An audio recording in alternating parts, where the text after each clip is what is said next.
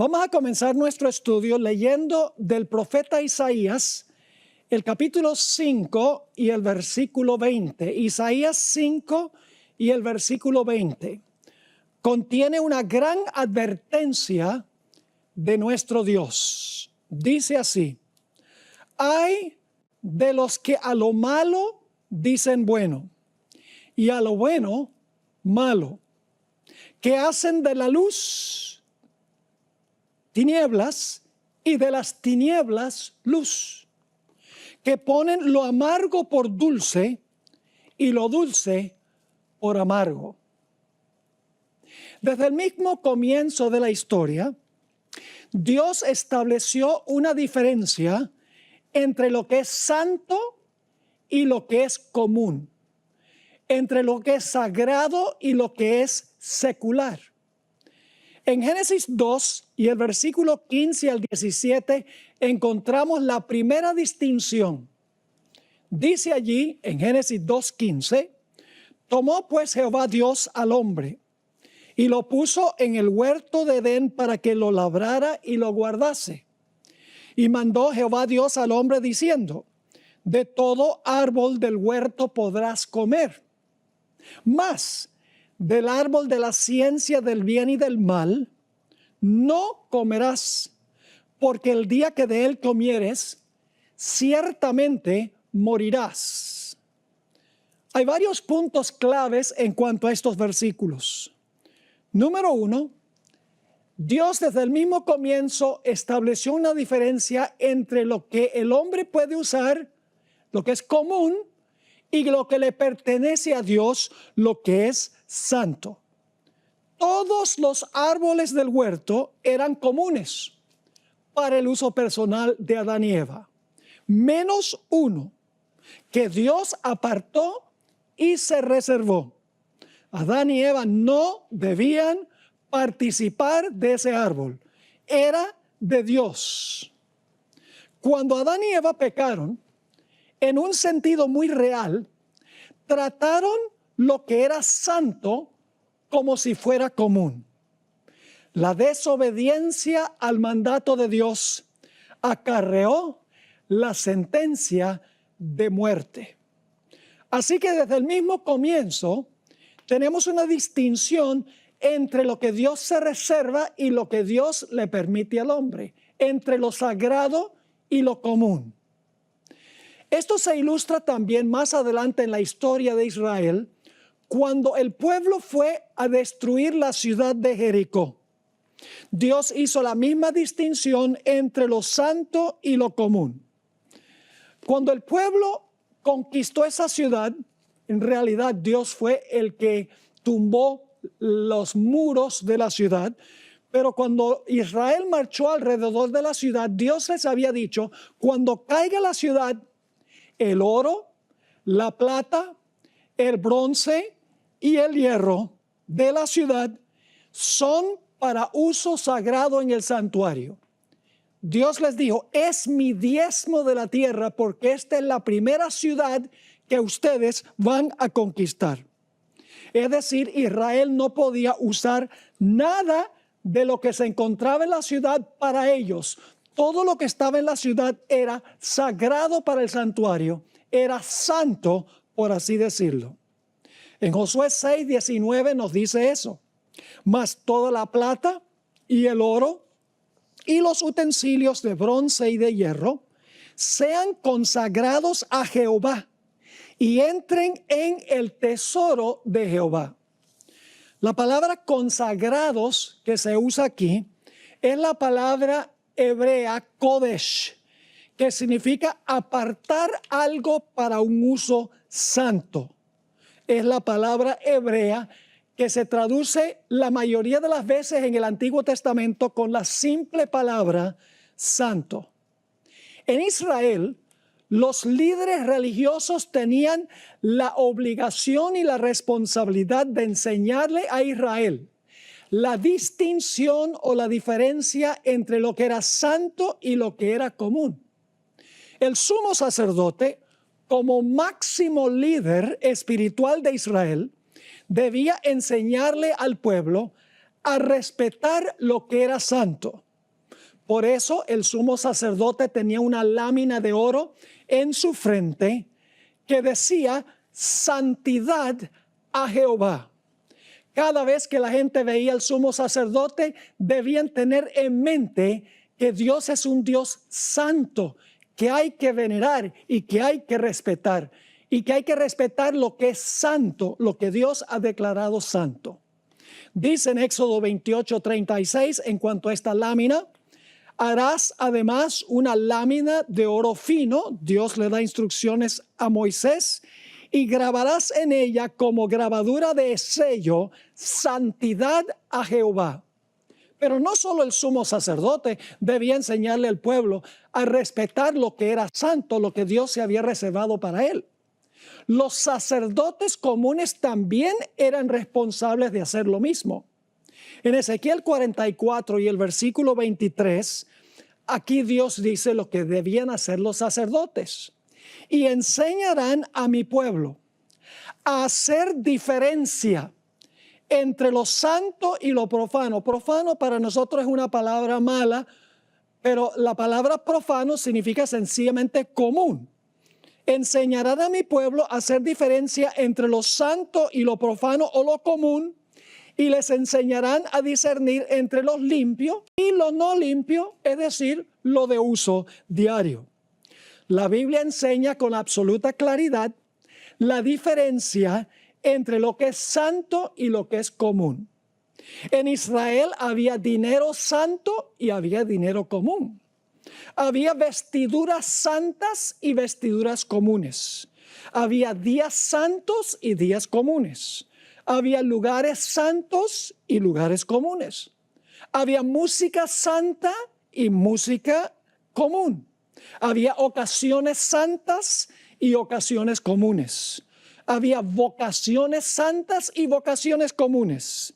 Edificios santos y edificios comunes. Nada de malo había con los edificios comunes. Eran seculares para uso diario. Pero Dios se había reservado lo demás, que había sido santificado para Él y se debía respetar. Ahora, cuando comenzaron los servicios del santuario en el desierto, Dios llovió fuego sobre el altar a donde se colocaron los holocaustos. De allí en adelante, ese fuego que ardía día y noche perpetuamente era fuego santo, porque Dios lo había llovido del cielo. Vamos a leer en cuanto a eso en Levítico 9 y el versículo 23 y 24. Levítico 9, 23 y 24. Y entraron Moisés y Aarón en el tabernáculo de reunión. Y salieron y bendijeron al pueblo. Y la gloria de Jehová se apareció a todo el pueblo. Y salió fuego de delante de Jehová y consumió el holocausto con las grosuras sobre el altar. Y viéndolo todo el pueblo, alabaron y se postraron sobre sus rostros. Así que este fuego sobre el altar era fuego santo, porque Dios lo llovió sobre el altar. Ahora, también en el santuario había un incienso santo especial que era prohibido para Israel tratar de reproducir. Leamos Éxodo, el capítulo 30 y el versículo 7 al 9. Éxodo 30, 7 al 9. Dice allí lo siguiente: y Aarón quemará incienso aromático sobre él, es decir, sobre el altar de incienso. Cada mañana cuando aliste las lámparas lo quemará. Y cuando Aarón encienda las lámparas al anochecer, quemará el incienso, rito perpetuo delante de Jehová por vuestras generaciones. Y ahora viene la advertencia: no ofreceréis sobre él incienso extraño. Es decir, incienso que no era el incienso santo preparado en forma especial de acuerdo a la fórmula que Dios había establecido, una fórmula que Israel tenía prohibido tratar de reproducir. Así que dice, versículo 9, no ofreceréis sobre él incienso extraño, ni holocausto ni ofrenda, ni tampoco derramaréis sobre él libación. Dios le prohibió terminantemente a los sacerdotes que ofrecieran incienso común como si fuera santo. Y también les advirtió que no ofrecieran fuego común como si fuera santo cuando quemaran el incienso. El incienso era único en su género y el fuego era único en su género. Ambos eran santos y no se podían reproducir, no se podían copiar. Ahora, ¿qué representa el incienso? Bueno, está relacionado con la oración. Vamos al Salmo 141 y el versículo 2. El incienso no es la oración, pero tiene relación con la oración. Salmo 141 y el versículo 2. Dice aquí el salmista: suba mi oración delante de ti, es decir, de Dios, como el incienso, el don de mis manos como la ofrenda de la tarde. Así que el salmista dice que suba mi oración delante de ti como el incienso, delante de Jehová como el incienso. Pero el incienso no era la oración. El incienso se mezclaba con la oración. Notemos Apocalipsis 8 y el versículo 3 y 4. Apocalipsis 8, 3 y 4.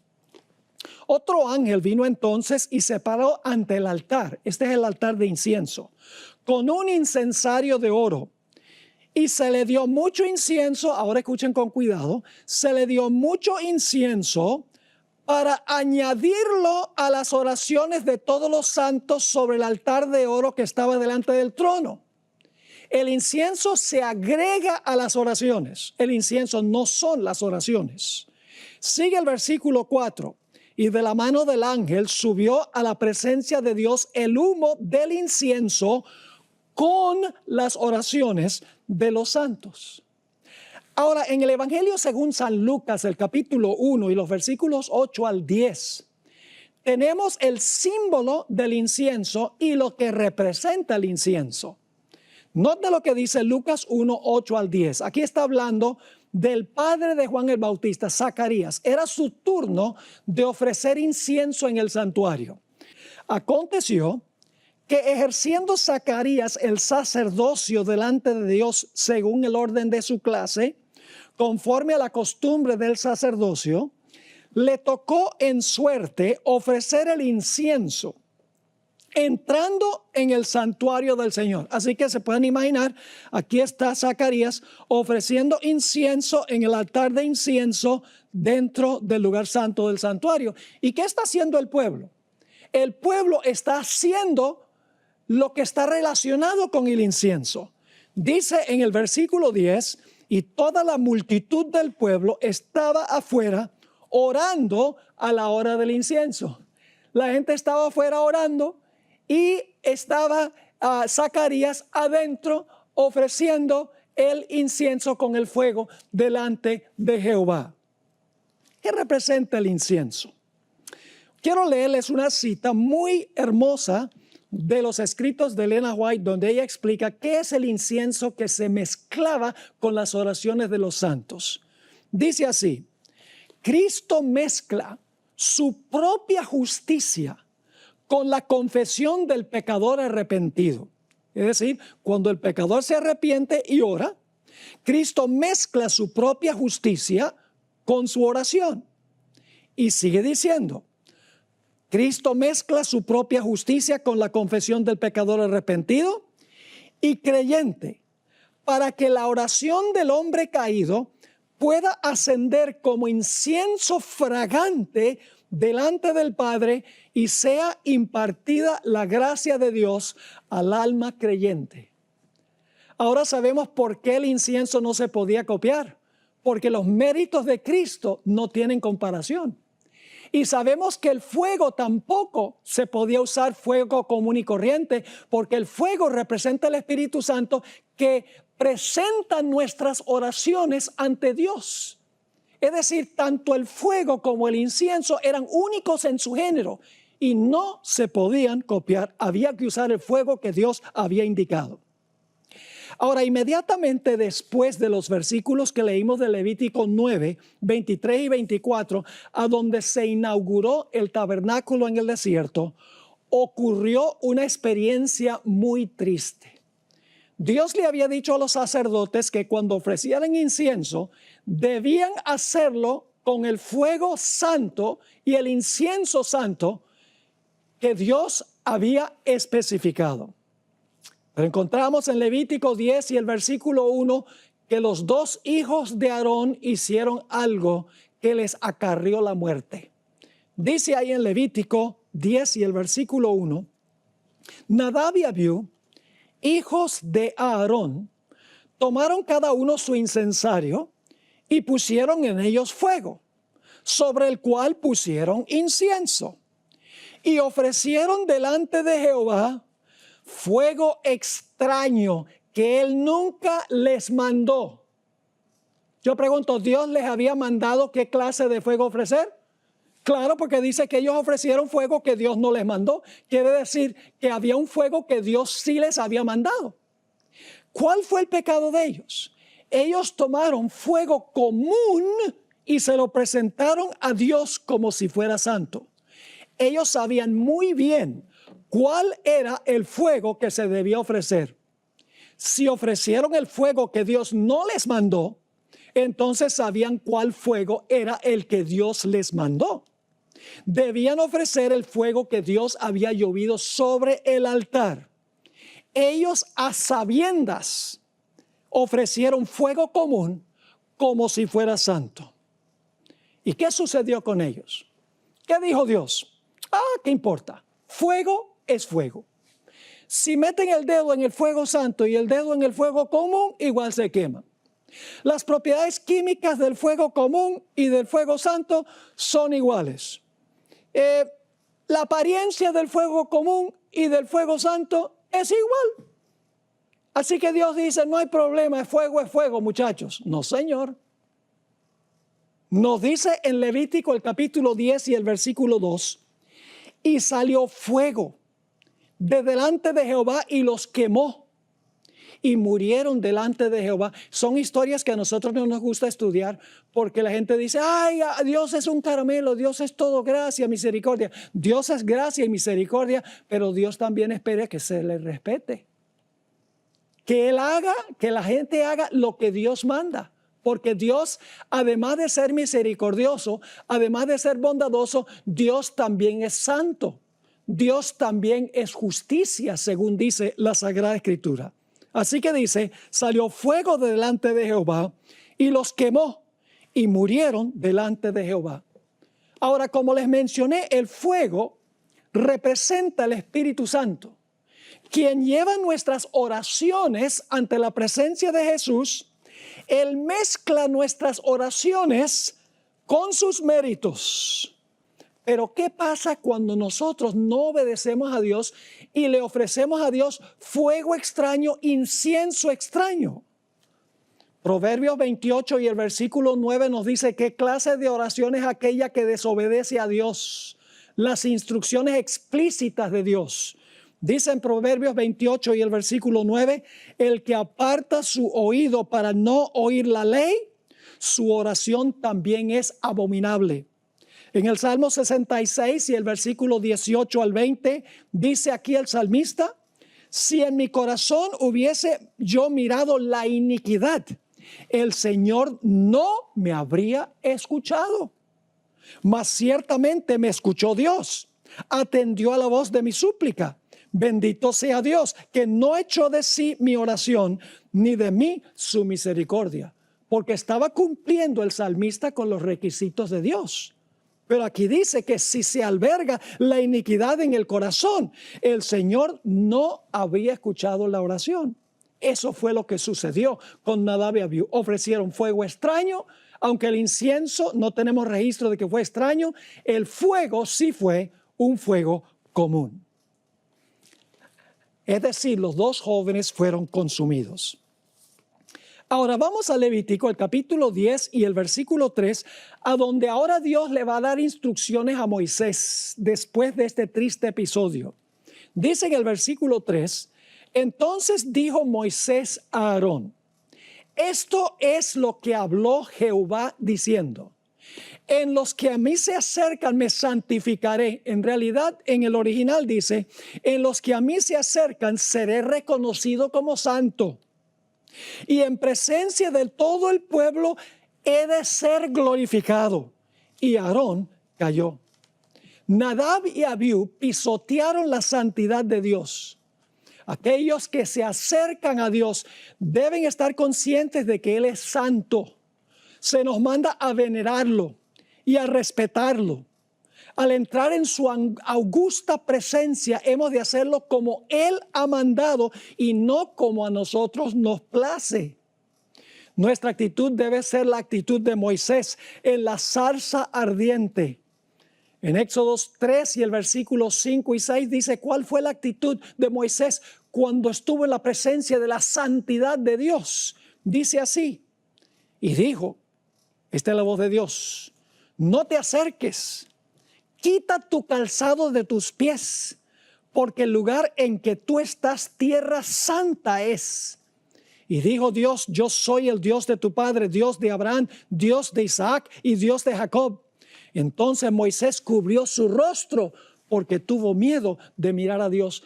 La Biblia dice que en los cielos los ángeles se cubren sus cuerpos con sus alas cuando están en la presencia de Dios. Cuando Isaías captó una visión de un Dios santo, oía a los ángeles cantar, santo, santo, santo, toda la tierra está llena de su gloria. Y se sacudía la casa del Señor. ¿Y cómo reacciona Isaías? Isaías dice, estoy deshecho porque mis ojos han visto al Rey, han visto al Santo de Israel. La hermana White explicó en el libro La verdad acerca de los ángeles, página 95, lo que sucedió con Moisés en la zarza.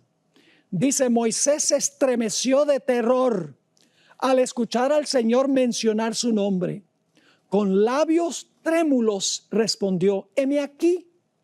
Se le amonestó entonces a no acercarse a su Creador con una familiaridad indebida.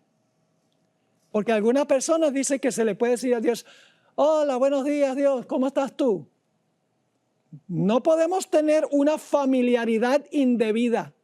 Dios es un Dios, sí es nuestro Padre, pero un Padre que exige respeto. Así que luego Dios le da la instrucción, quita tu calzado de tus pies, porque el lugar en que tú estás, tierra santa es. Entonces Moisés cubrió su rostro porque tuvo miedo de mirar a Dios. Isaías 57:15 presenta el equilibrio entre nuestra cercanía a Dios y cómo Dios está aparte de nosotros. Dice en Isaías 57:15, porque así dijo el alto y sublime, el que habita la eternidad, cuyo nombre es santo. Yo habito en la altura y en la santidad. Pero Dios no solamente está en la altura y la santidad, no solo su nombre es santo, sino también habita con cierta clase de persona aquí en la tierra. Dice, y con el quebrantado y humilde de espíritu, para hacer vivir el espíritu de los humildes y para vivificar el corazón de los quebrantados. Y ahora Dios dio un consejo drástico a Moisés y a Aarón. Le dijo, ni se les ocurra llorar a estos muchachos. Vamos a leer los versículos 4 al 7. Y llamó Moisés a Misael y a Elzafán, hijos de Uziel, tío de Aarón, y les dijo, acercaos y sacad a vuestros hermanos de delante del santuario fuera del campamento. Cuando una persona era echada del campamento significa que quedaba desterrado del pueblo de Dios. Ya no era miembro del pueblo escogido. Sigue diciendo, y ellos se acercaron y los sacaron con sus túnicas fuera del campamento. ¡Wow! Y ellos se acercaron y los sacaron con sus túnicas fuera del campamento, como dijo Moisés. Entonces Moisés dijo a Aarón y a Eleazar e Itamar sus hijos, no descubráis vuestras cabezas, ni rasguéis vuestros vestidos, es decir, en señal de aflicción y tristeza, en señal de duelo, para que no muráis, ni se levante la ira sobre toda la congregación. Pero vuestros hermanos, toda la casa de Israel, sí lamentarán por el incendio que Jehová ha hecho, ni saldréis de la puerta del tabernáculo de reunión, porque moriréis, por cuanto el aceite de la unción de Jehová está sobre vosotros. Y ellos hicieron conforme al dicho de Moisés. ¿Por qué es que no se podía practicar este duelo? Es decir, descubrir sus cabezas, no rasgar sus vestidos en señal de duelo. Porque no se podía mostrar ninguna simpatía para con lo que habían hecho esos dos muchachos. Habían violado la santidad de Dios, el mandato específico y directo de Dios. Ahora necesitamos preguntarnos, ¿por qué razón es que Nadab y Abiú ofrecieron fuego común, como si fuera santo, fuego extraño, si Dios les había dicho explícitamente cuál fuego ofrecer? La respuesta es que estaban intoxicados con vino y por lo tanto no pudieron distinguir entre lo santo y lo común. En Levítico el capítulo 10 y el versículo 8 y 9, después de esta experiencia dice, y Jehová habló a Aarón diciendo, tú y tus hijos contigo, no beberéis vino ni sidra cuando entréis en el tabernáculo de reunión para que no muráis. Estatuto perpetuo será para vuestras generaciones. Es decir, después de esta experiencia, Dios le dice a los sacerdotes, no beban vino, ni sidra, bebida fuerte, cuando estén en el servicio del Señor en el santuario. Es decir, el vino causó dos trastornos. El primer trastorno es que no permitió que Nadab y Abiú distinguieran entre lo santo y lo común. Y el segundo trastorno es que no pudieron tampoco enseñarle al pueblo de Israel los estatutos de Jehová. Note lo que dice Levítico 10 y el versículo 10 y 11. Después de decir en los versículos que leímos, tú y tus hijos contigo no beberéis vino ni sidra cuando entréis en el tabernáculo de reunión, para que no muráis, estatuto perpetuo será para vuestras generaciones. Sigue diciendo, ¿para qué? Para poder discernir, es decir, distinguir entre lo santo y lo profano, y entre lo inmundo y lo limpio, es decir, no beban vino, para que puedan pensar claro y puedan distinguir entre lo que es santo y lo que es común. Pero una segunda razón, versículo 11 dice, y para enseñar a los hijos de Israel todos los estatutos que Jehová les ha dicho por medio de Moisés. No podían distinguir ni tampoco podían enseñarle los estatutos y las leyes de Jehová al pueblo. El fin de los jóvenes fue trágico. El fuego de Dios los consumió y fueron cortados de en medio del pueblo, expulsados del campamento de los santos. El grave pecado de Nadab y Abiú fue que ellos presentaron fuego común a Dios como si fuera santo. Pero ahora miremos la otra cara de la moneda. ¿Qué pasa cuando alguien toma algo santo y se lo presenta a Dios como si fuera común? Tenemos una historia en la Biblia sobre eso. La historia de la última noche del reino de Babilonia y su rey Belsasar. Él tomó lo que era santo y lo trató como si fuera común. Vamos a Daniel 5 y el versículo 1. El rey Belsasar hizo un gran banquete a 1000 de sus príncipes y en presencia de los 1000, ¿qué estaba haciendo? Ya vimos en la primera historia eso. En presencia de los 1000 bebía vino. ¿Qué fue lo que sucedió cuando Belsasar bebió vino? El resultado fue el mismo que en la historia que acabamos de leer. Esto colmó la copa de Babilonia, porque estaba tomando lo que era santo y lo estaba tratando como si fuera común. Vamos a Daniel el capítulo 5 y el versículo 2. Daniel 5 y el versículo 2. Dice, Belsasar, con el gusto del vino, el vino está involucrado. Belsasar, con el gusto del vino, Tal vez si no hubiera estado embriagado, no hubiera hecho lo que hizo. Belsasar, con el gusto del vino, mandó que trajesen los vasos de oro y de plata que su padre Nabucodonosor había traído del templo de Jerusalén, para que bebiesen en ellos el rey y sus grandes, sus mujeres y sus concubinas. El rey Nabucodonosor había llevado estos vasos sagrados cuando él conquistó la ciudad de Jerusalén, según Daniel, el capítulo 1 y el versículo 2. Pero Belsasar, con la mano alzada, tomó los vasos sagrados que debían usarse solamente en el contexto santo y sagrado del santuario y los empleó con un propósito común.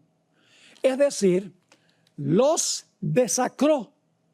La palabra desacrar tal vez no existe en español, en inglés sí existe, desecrate, es restarle santidad a algo, es decir, le restó santidad a esos vasos.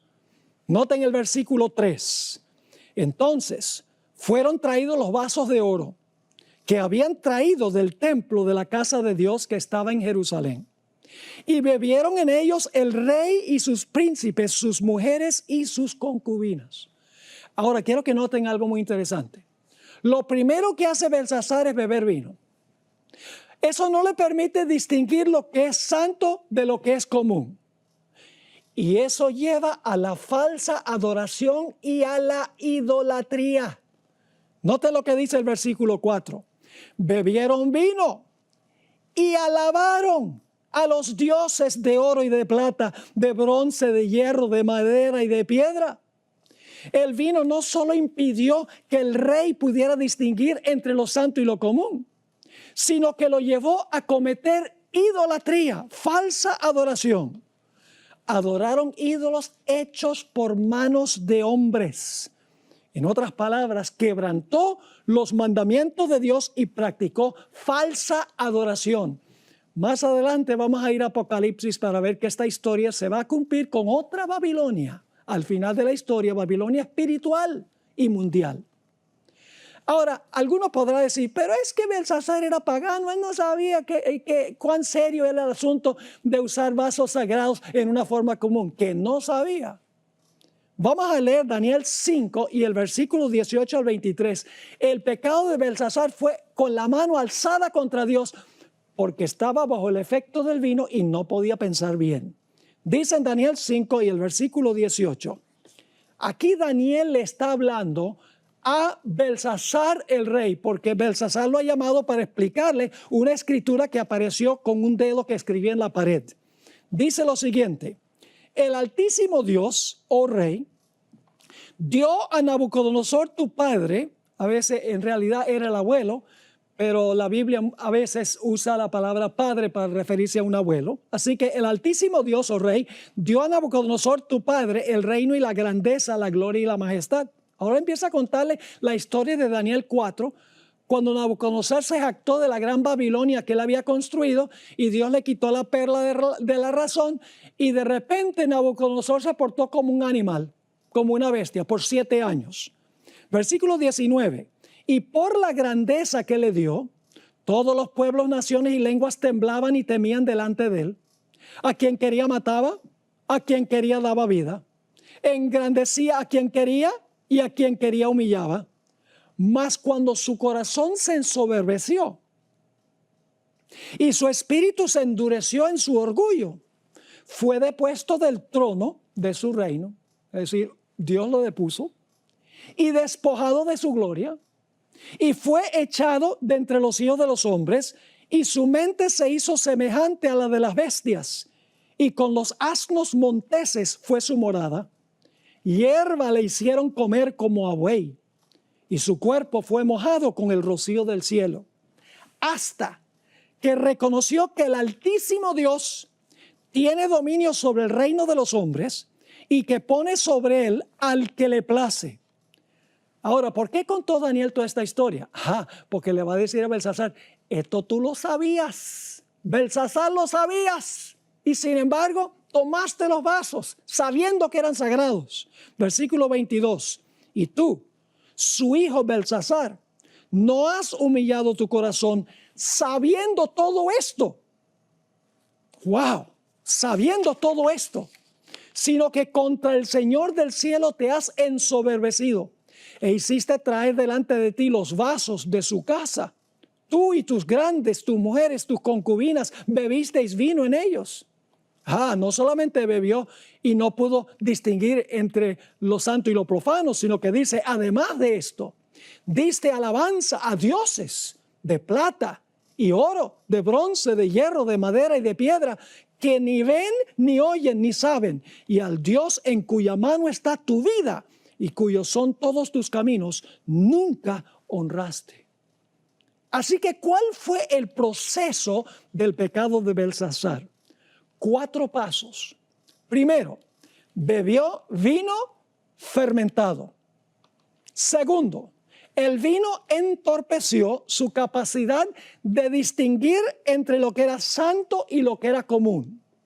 Tercero, como consecuencia de no poder distinguir entre lo santo y lo común, trató lo que era santo como si fuera común. Y finalmente, el resultado de todo esto fue idolatría y falsa adoración. ¿Cuál fue el pecado de Nadab y Abiú? Tomaron lo que era común y lo presentaron como si era santo. ¿Cuál fue el pecado de Belsasar?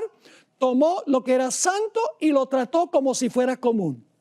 Ahora vamos al libro de Apocalipsis, el capítulo 17. Porque esta historia del Antiguo Testamento con el Israel literal, vino literal, idolatría, inclinándose ante ídolos literales, se va a cumplir al final de la historia, ya no literalmente, sino mundialmente y simbólicamente. Porque Babilonia al final no es la ciudad literal, es un sistema mundial. Vamos a leer Apocalipsis 17, 1 y 2 y luego el versículo 4 y 5. Dice, vino entonces uno de los 7 ángeles que tenía las 7 copas y habló conmigo diciéndome, ven acá y te mostraré la sentencia contra la gran ramera. ¿Qué representa una mujer en las profecías? En las profecías una mujer representa la iglesia. Una mujer pura representa una iglesia pura. Una mujer que se ha prostituido representa una iglesia que originalmente caminó con el Señor, pero luego se tornó apóstata. Así que esto está hablando de una iglesia que se prostituyó, que apostató. Así que dice, ven acá, te mostraré la sentencia contra la gran ramera, la que está sentada sobre muchas aguas. Las muchas aguas, más adelante en el versículo 15, se identifica sobre como las multitudes sobre las cuales domina esta ramera, esta iglesia apóstata. Ahora, ¿cómo se tornó ramera? Estuvo metida en la política. No solamente era una iglesia, sino que también un poder civil que se entrometía con toda la política del mundo. Dice en el versículo 2, con la cual han fornicado los reyes de la tierra y los moradores de la tierra se han embriagado con el vino de su fornicación. La ramera da vino a los reyes y a las muchedumbres. Vamos al versículo 4. Y la mujer estaba vestida de púrpura y escarlata. Es decir, esta iglesia, sus colores predilectos serían púrpura y escarlata. Yo creo que ustedes ya están captando de qué sistema estoy hablando. La mujer estaba vestida de púrpura y escarlata y adornada de oro, de piedras preciosas y de perlas, y tenía en la mano un cáliz de oro lleno de abominaciones y de la inmundicia de su fornicación. Y en su frente un nombre escrito, aquí está la conexión con Belsasar. En su frente un nombre escrito, un misterio, ¿qué cosa? Babilonia la Grande. Y ahora fíjense que ella no es sola, ella tiene hijas que nacieron de ella, que comparte el vino que ella da. Su nombre es Babilonia la Grande, la madre de las rameras y de las abominaciones de la tierra. En Apocalipsis estamos tratando con símbolos. Babilonia es simbólica. La ramera es simbólica. Las aguas sobre las cuales se sienta son simbólicas. Las hijas que comparten sus doctrinas y enseñanzas son simbólicas también. Así que el vino debe ser también simbólico. Ahora la pregunta clave es, ¿qué representa el vino que entumece las sensibilidades de las muchedumbres para que no puedan distinguir entre lo santo y lo común, entre lo sagrado y lo que no es sagrado. ¿Qué es el vino, simbólicamente hablando? Voy a leerles una cita que encontramos en El Conflicto de los Siglos, página 439 y 440.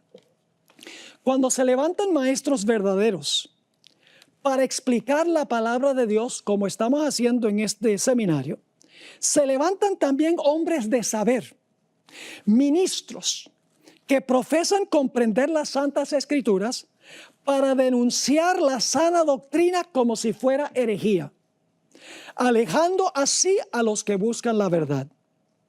Y luego escribe, si el mundo no estuviese fatalmente embriagado con el vino de Babilonia, multitudes se convencerían y se convertirían por medio del conocimiento de las verdades claras y penetrantes de la palabra de Dios. Es decir, si los ministros no le dieran vino a las naciones entenderían el mensaje para este tiempo y lo aceptarían. Sigue. Pero la fe religiosa aparece tan confusa y discordante que el pueblo no sabe qué creer ni qué aceptar como verdad. La iglesia es responsable del pecado de la impenitencia del mundo. Óiganme, qué serio eso. La iglesia es responsable de la impenitencia del mundo.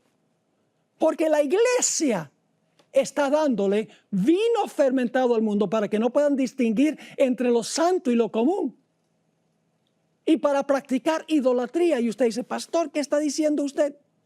Pues vamos a hacer la aplicación. El mundo cristiano toma un día común de trabajo, el primer día de la semana, y se lo ofrece a Dios como si fuera santo. Por el otro lado, ha tomado un día común, o un día santo, perdón, el séptimo día, y lo trata como si fuera un día común. Es el mismo principio. Dios ha dicho, el séptimo día santo es el sábado. El primer día es un día de trabajo. El mundo cristiano dice, el día de trabajo es santo. Pero el día santo es un día de trabajo, un día secular. Si Dios acepta eso, va a tener que pedirle perdón a Nadab y Abiú. Va a tener que pedirle perdón también a Belsasar. Porque ¿por qué lo va a aceptar Dios de esa manera si es el mismo principio? ¿Por qué es que el mundo cristiano hace esto? Sencillamente porque están ebrios con el vino de la ramera. La iglesia apóstata que dice haber cambiado el día de reposo del sábado al domingo. Como resultado, muchedumbres de cristianos pisotean los mandamientos de Dios y practican falsa adoración. Dios ha dicho explícitamente en su ley que el primer día de la semana es un día común de trabajo y que el séptimo día es santo. Ninguna parte de la Biblia dice que el domingo es santo. A pesar de esto, los cristianos han tomado el primer día y lo han santificado y han tomado el séptimo y lo han profanado. Vamos a leer el cuarto mandamiento que se encuentra en Éxodo 20, 8 al 11. Clarísimo. Acuérdate del día sábado para santificarlo. 6 días trabajarás y harás toda tu obra, Dios le dice al hombre. Mas el séptimo día es sábado para Jehová tu Dios. No hagas en él obra alguna. Tú, ni tu hijo, ni tu hija, ni tu siervo, ni tu criada, ni tu bestia, ni tu extranjero que está dentro de tus puertas. Y ahora da la razón. Porque en 6 días hizo Jehová los cielos y la tierra, el mar y todas las cosas que en ellos hay. Es decir, Dios trabajó los primeros 6 días. Y reposó en el séptimo día. Por tanto, Jehová bendijo el día del sábado y lo santificó. Santificar el domingo es la peor clase de idolatría, porque Dios no lo hizo santo. Es una violación descarada del cuarto mandamiento. Yo les pregunto, ¿quién hizo el sol? Ustedes inmediatamente responden, Dios hizo el sol. Pregunto, ¿lo hizo como objeto de adoración? La inmediata respuesta de los cristianos es, no, Dios no lo hizo como objeto de adoración. Entonces, ¿qué sucede si usted convierte el sol en un objeto de adoración? ¿Cómo se llama eso? Idolatría. Porque cualquier cosa que nosotros establecemos para adoración como santo, que Dios no hizo santo y que lo veneramos, es idolatría. Ahora yo les pregunto, ¿quién creó el primer día de la semana? Fue Dios, porque dice, fue la tarde y la mañana del día primero. Yo pregunto, ¿creó Dios el primer día de la semana como un día de adoración, como un día santo? No, es un día de trabajo. ¿Qué sucede entonces si nosotros lo convertimos el primer día en un día de adoración, en un día santo? Eso se llama también idolatría. Elena White escribió en la Review and Herald, marzo 8, 1898, las siguientes palabras. Satanás ha llevado cautivo al mundo. Ha introducido un sábado que es un ídolo. Y aparentemente le ha dado mucha importancia. Le ha robado al sábado del Señor el homenaje del mundo cristiano. Y se lo ha dado a este sábado ídolo. El mundo se inclina ante una tradición, un mandamiento creado por los hombres. En Mensajes Selectos, tomo 3, página 463, ella agregó, así como Dios llamó a los hijos de Israel a salir de Egipto para que pudieran guardar su sábado, así llama a su pueblo a salir de Babilonia para que no adoren a la bestia ni a su imagen. El hombre de pecado, que representa el papado, quien pensó que podía cambiar los tiempos y la ley, se ha exaltado a sí mismo por encima de Dios, presentando al mundo este sábado espurio. El mundo cristiano ha aceptado a este hijo del papado y lo ha acunado y alimentado, desafiando así a Dios al quitar su monumento conmemorativo y estableciendo un sábado rival. Ahora, ¿qué estoy diciendo yo?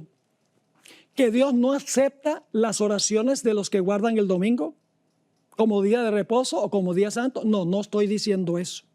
No necesariamente. Dios rechaza nuestras oraciones solamente cuando nosotros sabemos qué es lo que debemos hacer y con la mano alzada decimos no lo vamos a hacer. Es decir, si Dios está hablando a tu corazón y te está diciendo el sábado es el día de reposo y tú dices voy a seguir guardando el domingo aunque sé que el sábado es el día de reposo, en ese caso oras a Dios y Dios no acepta las oraciones. Porque Dios acepta solo oraciones sinceras. Pero hay muchas personas en las iglesias que desconocen lo que estamos hablando, sirven a Dios lo mejor que pueden. Obedecen toda la luz que ellos tienen. Y si son sinceros, Dios les va a revelar más luz para que ellos puedan obedecer no solamente 9 de los 10 mandamientos, sino los 10 mandamientos, inclusive el 4º mandamiento.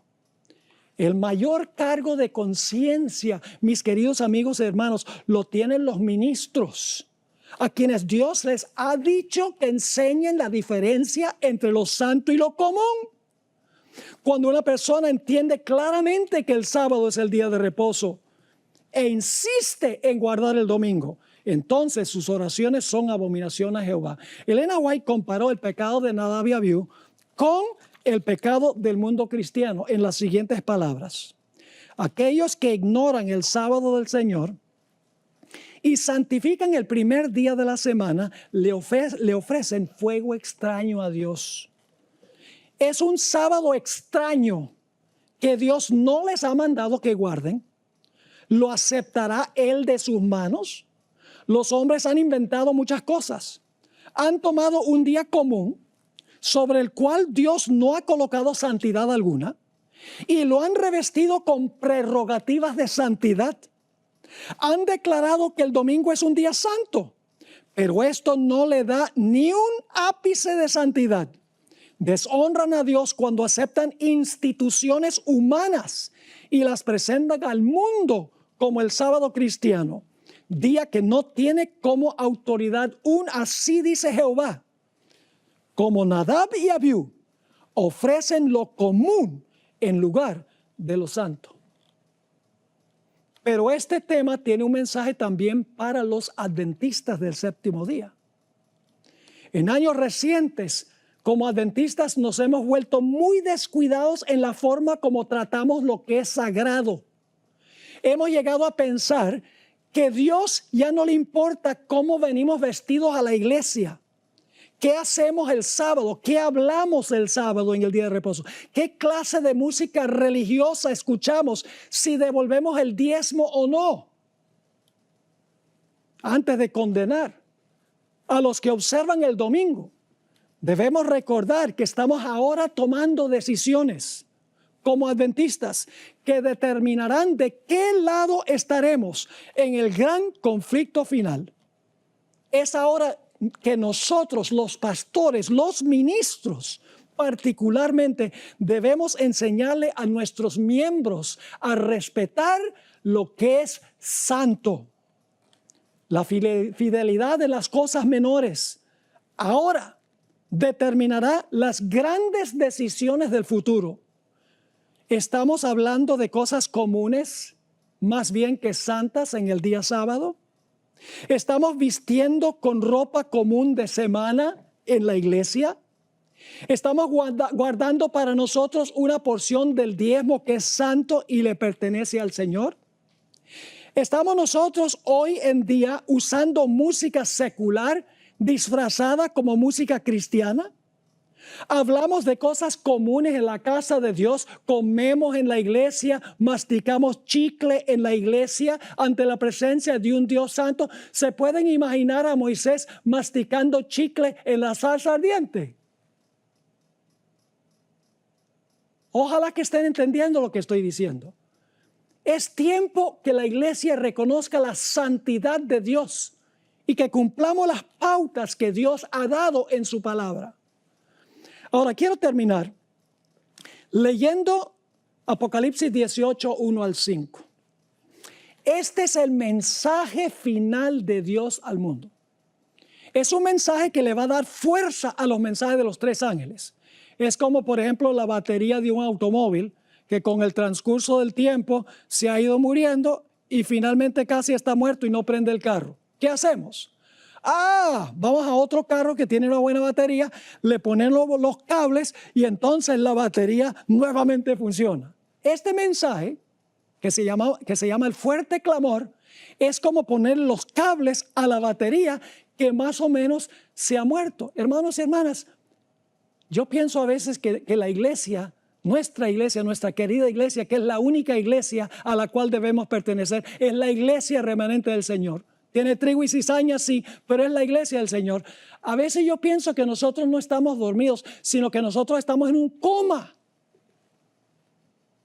Porque no vemos, hermanos y hermanas, cómo debemos respetar la santidad de nuestro Dios. Apocalipsis 18, 1 al 5. El último llamado de Dios al mundo, antes de cerrarse la puerta de la gracia, dice lo siguiente.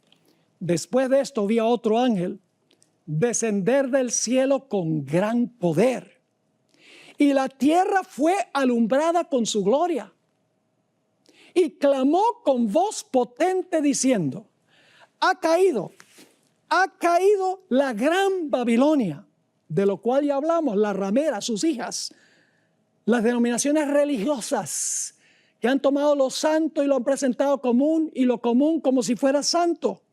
Así que dice, ha caído la gran Babilonia. Y fíjense cuánto ha caído. Y se ha hecho habitación de demonios y guarida de todo espíritu inmundo y albergue de toda ave inmunda y aborrecible. Porque todas las naciones han bebido del vino del furor de su fornicación. ¿Por qué se le llama vino del furor? Porque cuando uno predica el mensaje, y ellos han tomado el vino y se enojan contra el que está predicando el mensaje, porque todas las naciones han bebido del vino del furor de su fornicación.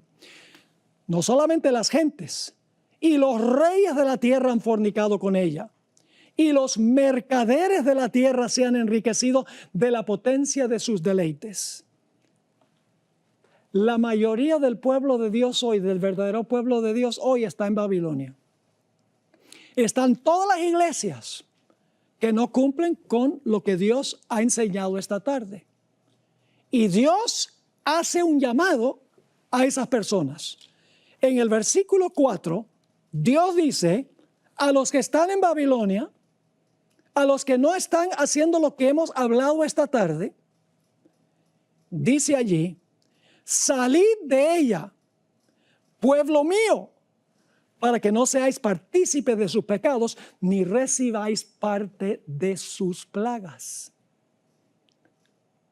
Ahora, yo estoy hablando de personas que están en otras iglesias, que han escuchado este mensaje.